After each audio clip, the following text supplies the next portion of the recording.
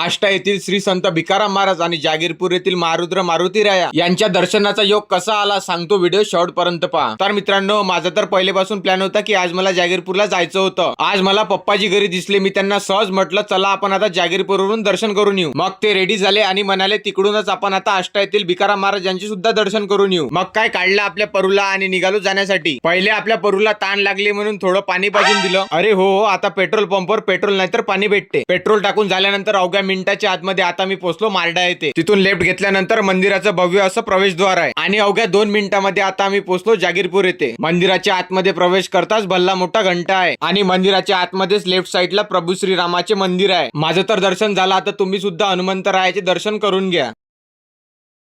पप्पाजींनी हनुमान चालीसा पठण केली व त्यानंतर निघालो आम्ही आमचा पुढील प्रवास करायला. तर हे आहे जागीरपूर येथील प्रसादालय, जिथे दररोज निशुल्क महाप्रसादाचं वितरण केलं जाते. तर आता आम्ही याच मार्गाने अंजनशिंगे आष्टा जाणार आहे. जागीरपूर वरून अंजनशिंगे जाताना रस्त्यातच बोर्डा गाव आहे आणि हे माझ्या पप्पाजीच्या मामाचं गाव आहे. रस्त्यातच गाव असल्यामुळे पटकन 2 मिनिटात आजीची भेट घेऊन घेतो. 2-4 त्यांनी तब्येत पाण्याच्या गोष्टी केल्या. तर आजी एकदम कडक आणि प्युअर हायजेनिक आहे, कारण ते तिच्यासाठी लागणारा भाजीपाला स्वतःच तयार करते. आणि इथून आम्ही आष्ट्याचा प्रवास कसा केला आणि रस्त्यात जाताना कुठे कुठे थांबलोय बघण्यासाठी आताच आपल्या पेजला फॉलो करून घ्या.